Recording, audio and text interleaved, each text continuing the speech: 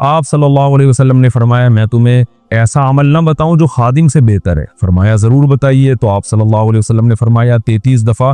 फरमाया जब तुम बिस्तर पे सोने के लिए लेट जाओ, हजरत अली से भी आपने फरमाया, हजरत फातिमा से भी, कि जब बिस्तर पे सोने के लिए लेट जाओ, एक रिवायत में आता है कि आप सल्लल्लाहु अलैहि वसल्लम खुद हजरत फातिमा के घर गए और हजरत अली और हजरत फातिमा के दरमियान में बैठ के आपने उनको नसीहत फरमाई कि जब तुम सोने के लिए बिस्तर पे लेट जाओ 33 दफा सुबहान अल्लाह, 33 दफा अल्हम्दुलिल्लाह और 34 दफा अल्लाहू अकबर पढ़ो। यही तस्बीहात पढ़ने का हुक्म हर नमाज के बाद भी है। और रात जब हम सोने के लिए लेट जाएं तो उस वक्त ये वितर के बाद नहीं पढ़े जाएंगे, बल्कि जब आप बिस्तर पे सोने के लिए लेट जाएं तो उस वक्त पढ़ी जाएगी ये तस्बीह। और इसकी ये फजीलत है कि आप सल्लल्लाहु अलैहि वसल्लम ने अपने दामाद और अपनी बेटी को ये तस्बीहात बताई और फजीलत ये बताई कि ये घर में खादिम से बेहतर है। खादिम से तुम्हें वो कुछ हासिल नहीं होगा जो तुम्हें इन तस्बीहात पढ़ने से क़यामत में जो अजर मिलेगा, तो उस अजर को देखकर तुम ये कहोगे कि हमने दुनिया मुसीबत में गुजार दी, मुसीबत से मुराद यानी मशक्क़तों में गुजार दी, तो जो अजर हमें मिल रहा है ये उस खादिम से करोड़ा गुना ज्यादा है। उस खादिम से हमें जो सहूलत मिलती उससे इतना मजा नहीं आएगा जितना उस अजर को देख के।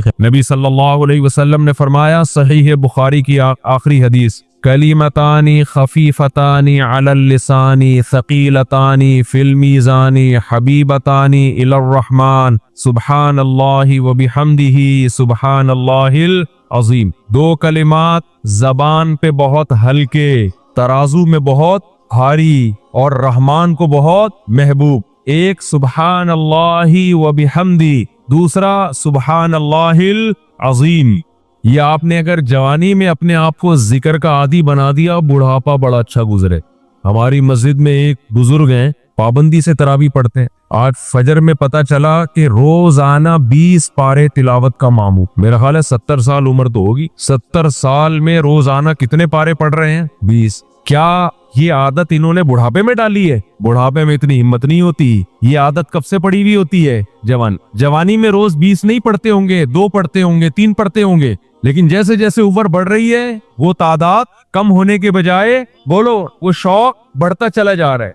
ऐन मुमकिन है कुछ दिनों के बाद या चंद सालों के बाद सेहत इजाजत न दे, ऐन मुमकिन है, लेकिन शौक तिलावत का कम होने के बजाय बढ़ेगा। और अल्लाह अजर किस पे लिखेगा? शौक पे। हदीस में आता है किसी का कोई मामूल था, सेहत खराब होने की वजह से मामूल छूट गया, तो अल्लाह उसके अमाल में वो नेकी लिखते रहते हैं। जैसे किसी ने हमेशा रमजान में रोजे रखे हो, बुढ़ापा आ गया, शुगर, बीमारियों की वजह से रोजा नहीं रख पा रहा, तो अब ये थोड़ी कि अल्लाह उसका अजर जाया करेंगे। अल्लाह कहेंगे तूने हमेशा रखे हैं, अब मजबूर है तो मैं तेरे अमाल में रोजे लिखता चला जाऊंगा।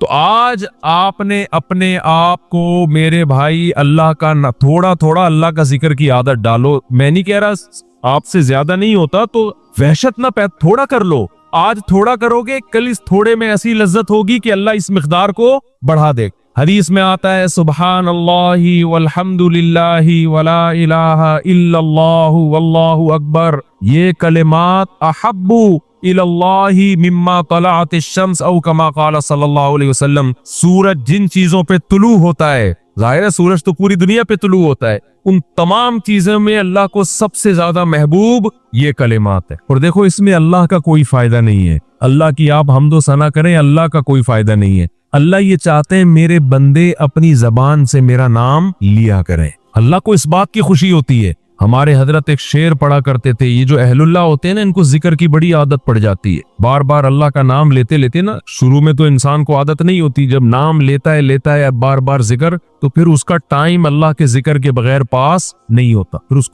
उसको एक कमी महसूस होती है। किसी को चाय की आदत पड़ जाए, चरस की आदत पड़ जाए, सिगरेट की आदत पड़ जाए, नहीं मिले तो तड़पता है ना। तो जिसको जिक्र की आदत पड़ती है ना, उसको जब जिक्र का टाइम ना मिले तो उसका दिल परेशान हो, उसको अल्लाह के नाम में चस्का आने लगता है।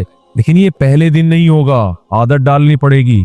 तो रोज आना इसका मामूल बना ले, 100 दफा सुबह, 100 दफा शाम तस्बीह का मामूल बना ले। इससे क्या होगा? अभी शायद दिल न लगे आपका, लेकिन जैसे जैसे उम्र बढ़ेगी अल्लाह के नाम का चस्का लगना शुरू हो। बुढ़ापा बहुत अच्छा गुजरेगा, अल्लाह को याद करके गुजरे। खोपड़ी शरीफ में बात आ रही है कि नहीं आई? और अगर हर वक्त दुनिया के तस्करे करते रहे ना, हर वक्त वीडियो गेम लेके बैठे हुए, पबजी खेल रहे हैं, सांप वाला, अब तो सांप वाला खत्म हो गया, अब आ रहा है सांप वाला, नोकिया में आता था सांप, लंबा होता जा रहा है, उसको पता नहीं फजूल टाइम वेस्ट कर रहे हो। हम परेशान होते यार, हमारे पास कामों को निपटाने का टाइम नहीं मिलता। हम तो चाह रहे काश ये दिन 24 घंटे के बजाय 48 घंटे का हो जाए। और लोग क्या कर रहे हैं कि वो बाकायदा इरादा करके जाया कर रहे हैं टाइम। हमारे तो काम नहीं निपटते। जब हम रात को सोने के लिए लेटते हैं तो कहते हैं यार आज का दिन भी गुजर गया और काम वैसे के वैसे। और इधर बाकायदा इरादा करके जो है ना टाइम जाया किया जा रहा है कि चलो टाइम वेस्ट करते हैं। ऐसी चीज में टाइम गुजर जाए ना जो जहनी तफरी का जरिया बने तो भी ठीक है। गपशप लगा लो दोस्तों के साथ बैठकर।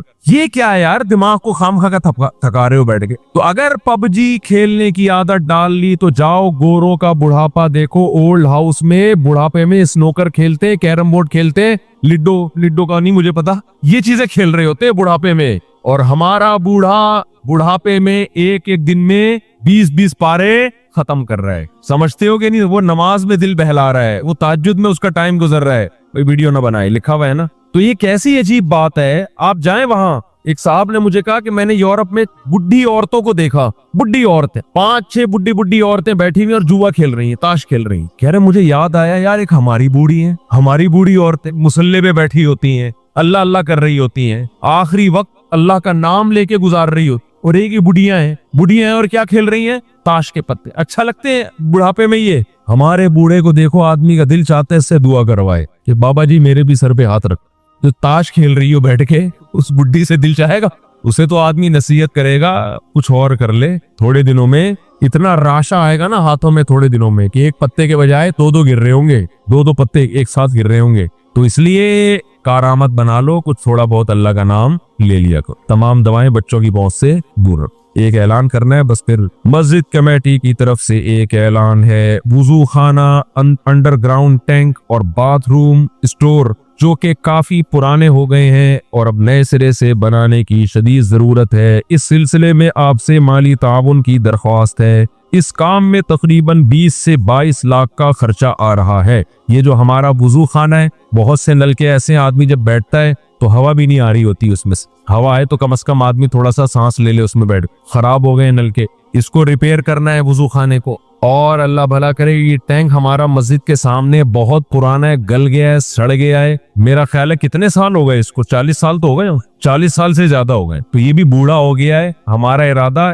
दूसरा टैंक बनाने का है मस्जिद में, समझ रहे हैं? यहाँ सहन में ना अच्छा सा साफ सुथरा सा दूसरा टैंक बनेगा तो सदक़े जारिया है। अपने लिए भी कर सकते हैं, अपने वालदैन, किसी के मरहूम वालदैन हो उनकी नीयत से भी कर सकते हैं। तीसरा जो हमारा ये बाथरूम है ना, ये वाला एतकाफ वालों के लिए बहुत छोटा है, उनको दूर जाना पड़ता है, उसकी सफाई का बड़े मसाइल है। तो ये बाथरूम को भी रिपेयर करना है। समझते हैं कि नहीं समझते? तो इसके लिए ये पैसों के बगैर असबाब की दुनिया में मुमकिन नहीं। समझते हो?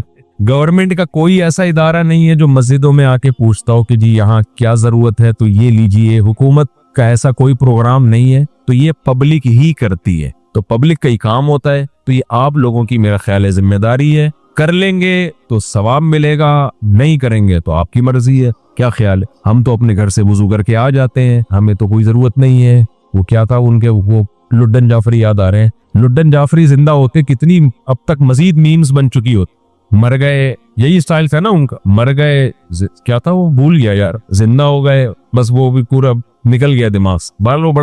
बड़ा मजा आता था। अभी भी मैं सुनता हूँ बहुत सारे लोगों की तकरीरें, बड़ी लंबी लंबी इधर उधर की फेंक रहे होते हैं, थोड़ा एंटरटेन। पबजी से अच्छा है, पबजी खेलने से अच्छा है कि दिमाग फ्रेश करने के लिए ना फेसबुक पर 2-4 इस तरह के लोगों की तकरीरें सुन लिया करो। और ये लंबी लंबी फेंक रहे होते हैं तो उनके फेंकने के स्टाइल को देख कर ना आदमी थोड़ा सा फ्रेश हो जाता। पहले एक चैनल आया करता था, वो नाम नहीं मिलूंगा, फितना होगा। जब मैं थक जाता था वो चैनल देखा करता था, उसमें केले वेले किबले के तरफ रुख इस टाइप की चीजें उसमें दिखा रहे होते थे कि बड़ा दिमाग फ्रेश हो जाया करता था।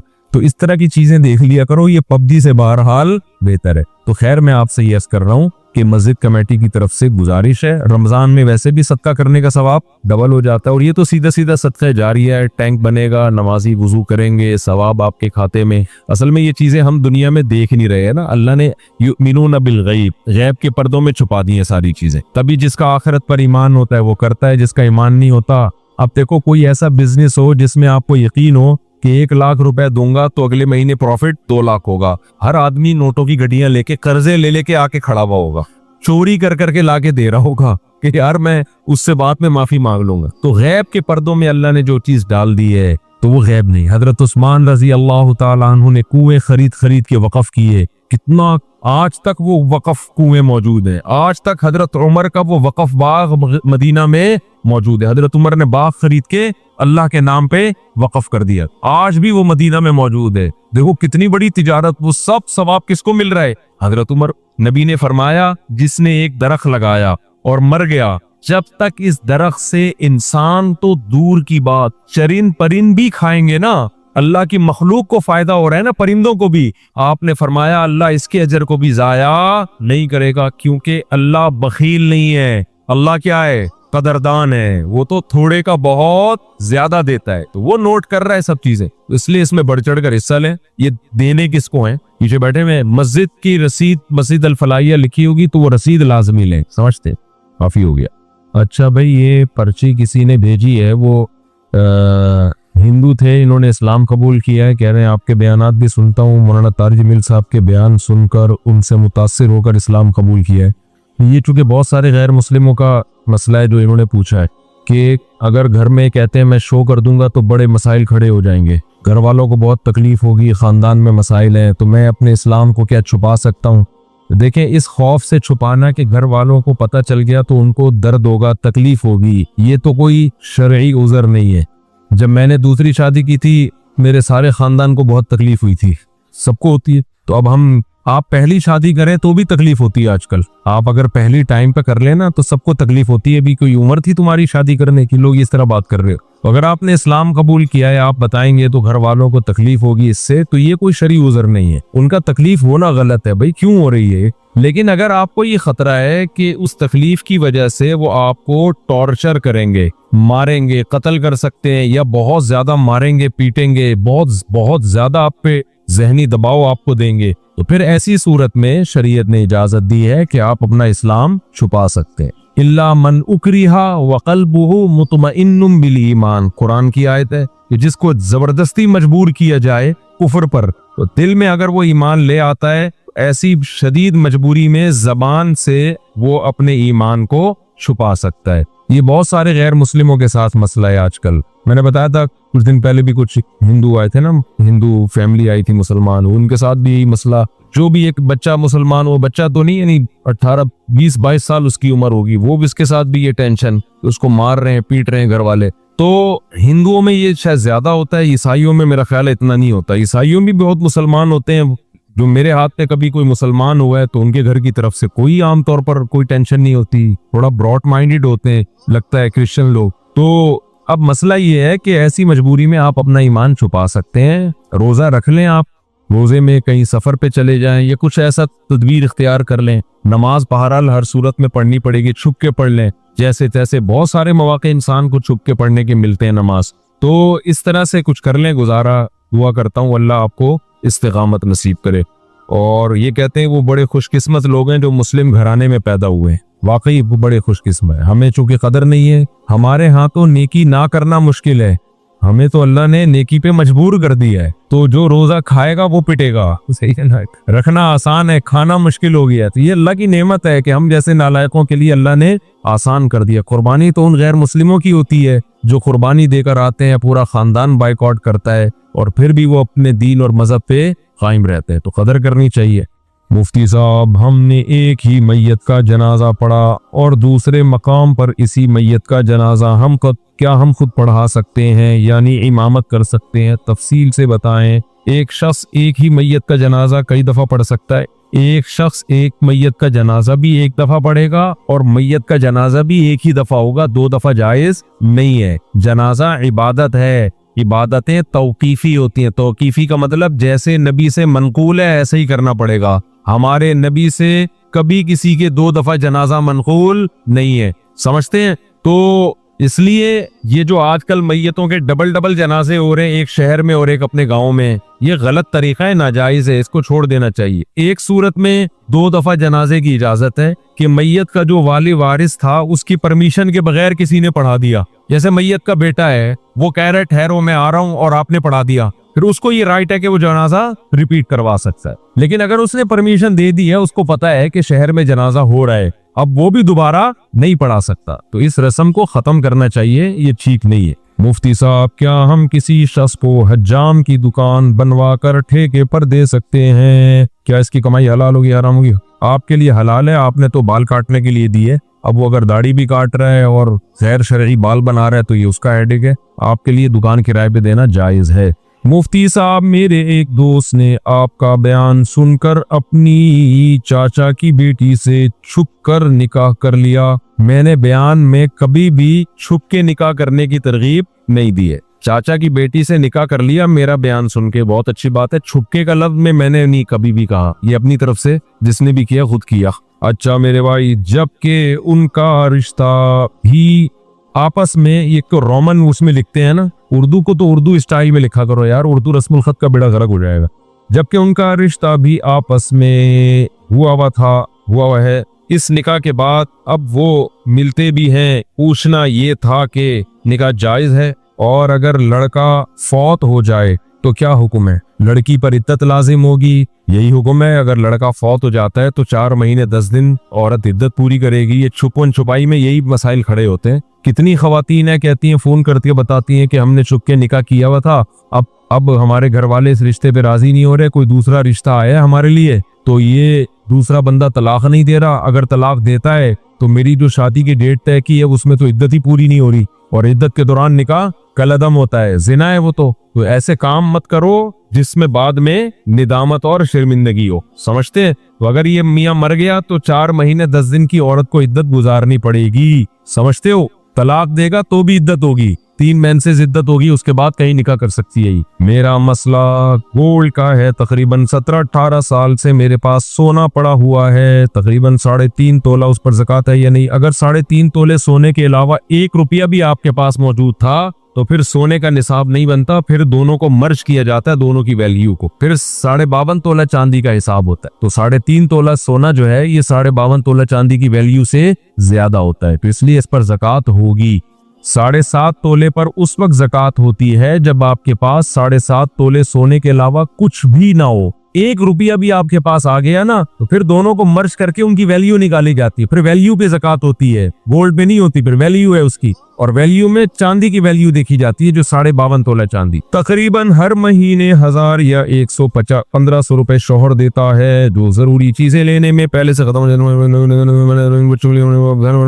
भाई आप पर ये लाजिम है कि आप हर महीने अपनी जेब खर्ची से थोड़े थोड़े पैसे बचा के रखें और फिर उस पर ज़कात अदा करें। आप औरत पर लाजिम है अपने गोल्ड की ज़कात दे। वो खवातीन कहती हैं हम कहाँ से दें, नहीं होता तो गोल्ड बेच के दें, समझ रहे? अब फिर खवातीन को ये होता है कि हाँ ज़कात इतने पैसे हमारे इसमें निकल जाएंगे, तो ज़कात में तो पैसे ही निकलते हैं भाई। ऐसा तो नहीं होता ना कि आप पैसे भी ना दें और ज़कात भी अदा हो जाए। तो सोना जब रखा हुआ है तो उसका ये अल्लाह की तरफ से हुक्म है, वरना तो लोग गैर मुस्लिम क्या करते हैं, इतने इतने गोल्ड बाज मालदारों ने जमा। चाइना में व मलेशिया में मैंने चाइनीज का कब्रिस्तान दिखाया था। मलेशिया में मैंने एक व्लॉग बनाया, चाइना के जो करोड़पति लोग हैं ना वो उस कब्रिस्तान में दफन होते हैं, अभी भी यूट्यूब पे पड़ा होगा। वो इतनी इतनी दौलत की अंबार लेके दुनिया से जब जा रहे होते हैं ना तो रो रहे होते हैं कि यार करोड़ों रुपए हमारे हैं और हम मर रहे हैं, क्योंकि पैसा हमेशा जमा करने में लगाया होता है, खर्च करने की तौफीक मिली नहीं होती। फिर वो क्या करते हैं, उस कब्रिस्तान में करोड़ों रुपए की कब्र खरीदते हैं।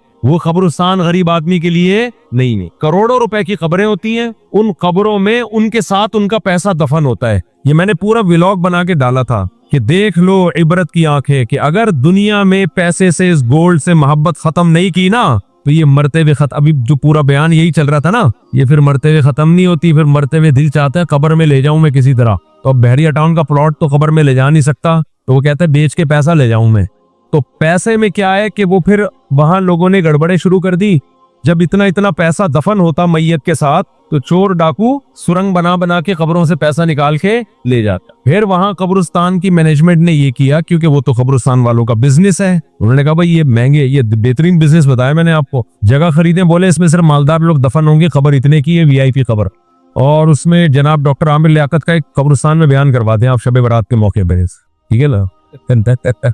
तो फिर देखो उस कब्र की वैल्यू देखो कितनी होगी, तो दबा के बिकेगा वो, तो कब्रें बिकेंगी ना, और आप बैठे बैठे करोड़पति बन जाओगे, खुद गरीब में दफन हो जाओ, गरीबों के कब्रिस्तान। कब्रें तो अंदर से एक ही ऐसी होती हैं, चाहे मालदार की हो या गरीब की हो, अंदर से हिसाब में कोई फर्क नहीं है। तो आपने वो, मैंने वहां ब्लॉग बनाया, अब क्या है कि वहां चोरों ने वो करेंसियां निकालना शुरू कर दी, तो फिर उन्होंने ये हल सोचा इसका कि कब्रिस्तान की इंतजामिया ने एक नई करेंसी निकाली जो मार्केट में चलने वाली नहीं है, लेकिन वो नई करेंसी आपको इस करेंसी के बदले में मिलेगी और वो आपके साथ कब्र में दफन। तो मैयत को ये हसरत पूरी हो गई कि मैं अपना पैसा अपने साथ लेके जा रहा हूँ। तो इसलिए इस दुनिया की मोहब्बत दिल से ना निकाली ना तो बहुत ही बुरे हो जाओगे। इसलिए खवातीन ने गोल्ड रखा हुआ है, खुशी खुशी ज़कात दिया करो, खुशी खुशी। अल्लाह हमसे, देखो गवर्नमेंट को कितना टैक्स देते हैं यार, खुशी से नहीं देते, ज़कात से कई गुना ज्यादा गवर्नमेंट टैक्स लेती है हमसे, और उसके बदले में देती सिवाय नारे और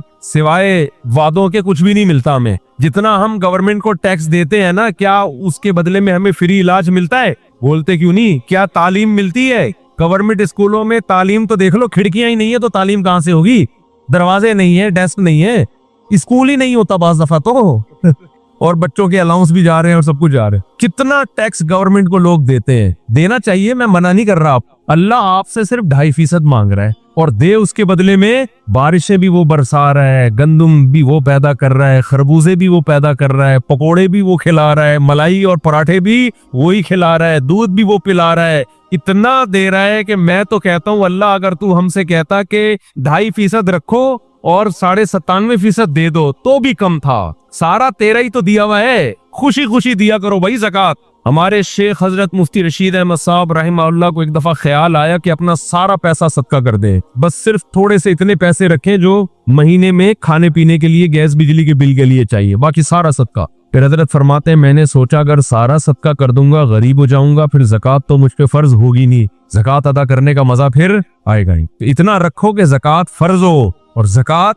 अदा करे, इसका अपना मजा है। ज़कात का फितराना अलग चीज है, कुर्बानी का अलग मजा है, ये अलग अलग इबादतें हैं ना। ज़कात तो इस्लाम का रुकन है भाई, ये तो खुशी से खवातीन को चाहिए, सोना है खुशी खुशी दिया करे ज़कात। बाज खवातीन के ऐसे मुंह बने हुए होते हैं, हाय इतनी सारी ज़कात दे कहां से, शोहर इतने 100 रुपए देता है महीने के, 1000 रुपए देता है। भाई आपको जब पता है आपने ज़कात निकालनी है साल में, तो आप जेब खर्ची से बचाना शुरू करें। नहीं है तो सोना बेचें, बेच के किसी इंसान को थोड़ी दे रहे हैं आप, किसको दे रहे हैं? जिसने उस सोने को पैदा किया। और अल्लाह तो इतना गनी है, इतना गनी है। देखो जब कोई करोड़पति सेठ आपके घर में आ जाए, किसी गरीब के घर में, गरीब आए ना, उसको खिलाते हुए आदमी सोचता है कि जाया ही हो रहा है, इसका आउटपुट कुछ भी नहीं निकलेगा, इसको मैं जितना खिलाऊंगा ये थोड़ी खिलाएगा, इसके बाद तो ढेला नहीं है। मालदार आदमी की लोग खुशी में दावत करते हैं, गरीब भी वो खूब खूब खाने खिलाएगा, उसको पता है इतना बड़ा सेठ है यार, इसको आज खिला दो, कर्जा लेके खिला दो, क्योंकि जब ये खिलाएगा ना तो फिर ये बड़ा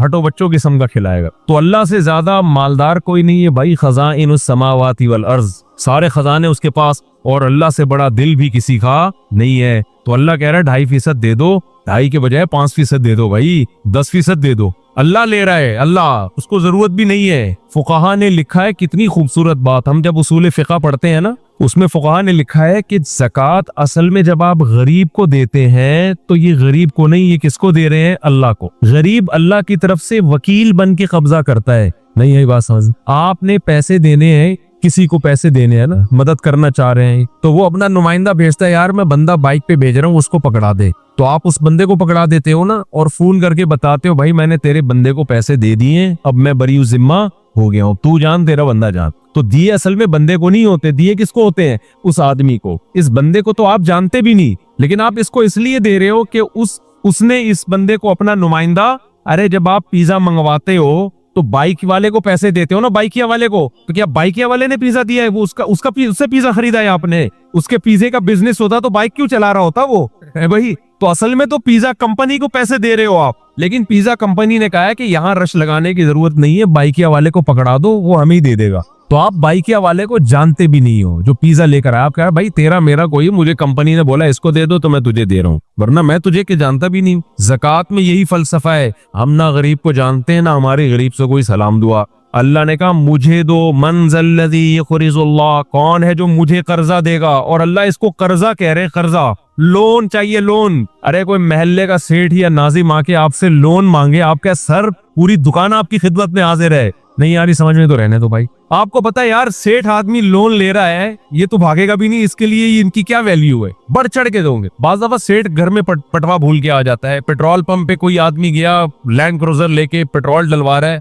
रिक्शे वाला जाएगा ना, रिक्शे वाला, पेट्रोल पंप वाला फ्री में नहीं देगा, उसको पता है अगर फ्री में डाल दिया ना ये वापस पैसे कभी भी नहीं देगा, ये भाग जाएगा। लेकिन अगर कोई इलाके का नाज़िम कोई लैंड क्रूजर में जा रहा है, कोई जनाब कोई बड़ी गाड़ी में जा रहा है, जेब में पैसे भूल गया, पेट्रोल पंप वाला कहेगा सर आप कोई पैसों की फिक्र ना करें, उसको पता है ये इतना मालदार आदमी ये पैसे लेके कहाँ भागेगा, बल्कि इससे मेरे ताल्लुकात और अच्छे हो जाएंगे, यही होगा ना, और अच्छे ताल्लुकात हो जाएंगे। तो अल्लाह भाई हमारे पैसे लेके भागेगा भी नहीं, माज़अल्लाह, नकले कुफर कुफर न बाशा, और अल्लाह को हमारे पैसों की जरूरत भी बिल्कुल भी नहीं। तो अल्लाह ने कहा कि मुझे कौन है जो कर्जा देगा, और अल्लाह ने बता दिया मैं बढ़ा के वापस करूंगा उस, ये कर्जा मैं बढ़ा के, सूदी लेन देन अल्लाह से जायज है, अल्लाह ने अपने और बंदों के लिए सूद को हलाल रखा हुआ है, आपस में सूद को क्या कर दिया है, हराम। अल्लाह ने कहा मेरे से, और बढ़ाऊंगा भी, थोड़ा सूद नहीं लगाऊंगा, बढ़ाता चला जाऊंगा उसको मैं। तो इसमें तो इंसान को चाहिए दिल खोल के दे। अल्लाह ने कहा अब अर्श पर मेरे पास आके मुझे पैसा पकड़ाने की जरूरत नहीं है,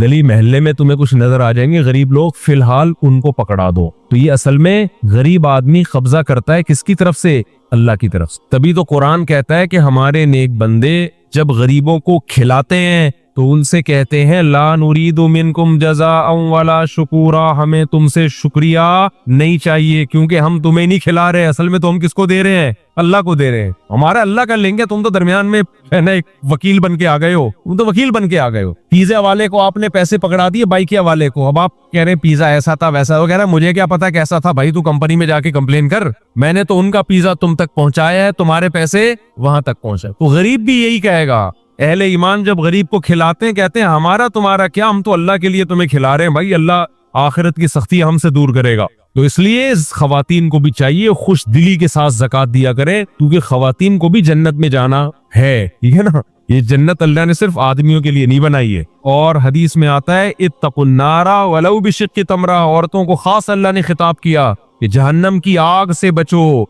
अगरचे आधी खजूर सदका करके, तो सदका किया करे, कुछ नहीं है तो आधी खजूर सदका कर दिया करे, तो खुश दिली के साथ ज़कात दिया करो भाई, वरना वही हो जाएगा इतना जमा कर करके फिर एक दिन दिल चाहेगा कि यार ये सारा माल लेके मैं कब्र में किस तरह से उतर जाऊं। खर्च करो। हमने तो बड़े उलमा को देखा है जब उम्र बढ़ जाती है तो वैसे ही सब दे दिला के कह रहे यार हल्के फुल्के ही दुनिया से जाओ, अब जायदादें भी बांट देते हैं। लेकिन मैं आपको मशवरा देता हूँ पूरा माल कभी भी ना बांटना, औलाद आजकल बिगड़ जाती है। बाज लोगों ने दिल बड़ा करके सब कुछ बच्चों को बांट दिया, जिस दिन बच्चों को सब कुछ मिल गया उस दिन बच्चों ने बाप को अब्बा समझना। ये ऐसे केसेस सामने आए तो कुछ चीजें तजर्बे की होती हैं। तो इसलिए बाज दफा आदमी बुढ़ापे में मेरे बयान सुन के दूसरी शादी का उसको ख्याल आता है, लेकिन वो सारी जायदादें पहले तकसीम कर चुका। अब वो कहेगा अब बच्चों से पैसे किस मुंह से मांगे, बच्चों से कहे बेटा मुझे पैसे चाहिए, अब्बा किडनी का ऑपरेशन करना है, अब्बा दिल का हम देने, अब्बा कह रहे मैंने शादी करनी है बच्चे कहते हैं ये नहीं हो। तो इसलिए दिल ना लगाओ बस पैसे, समझ रहे हो। मेरा दोस्त जो कि कैंसर का मरीज है, इसकी खुशी आपसे मुलाकात की है, अगर आप अपने कीमती वक्त से कुछ हमारे भाई के लिए दे दें।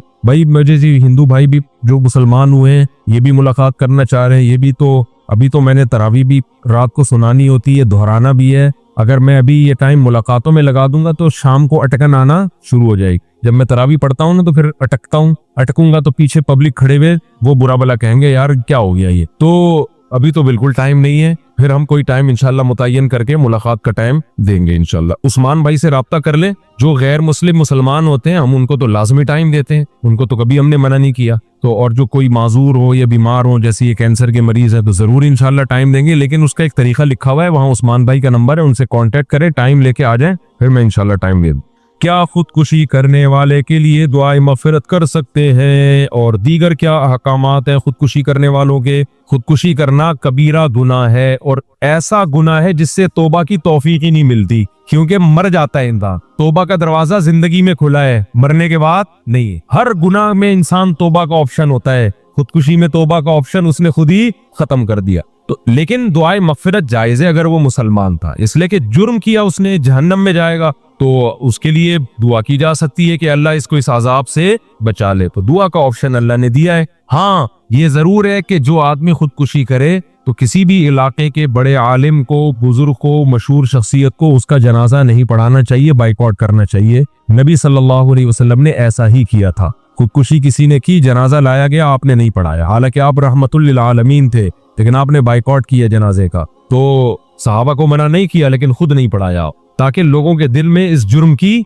बुराई बैठे कि ये बहुत बड़ा जुर्म है कि हमारे नबी ने जनाजा पढ़ाने से इनकार कर दिया। तो इसलिए खुदकुशी छोटा जुर्म नहीं है, जनाजा भी होगा उसका, लेकिन उलमा को चाहिए कि वो, और हर जो भी बड़ा गुनाहगार होता है ना, खुलेआम गुनाह करता हो, उसका यही हुक्म है। शरीयत फिर रोक देती है कि किसी मशहूर शख्सियत को, बड़े आदमी को, जिसको लोग बड़ा समझते हो, उसको बाइकआउट कर देना चाहिए, ताकि लोगों के दिल में उस गुनाह से नफरत पैदा हो। समझते हैं।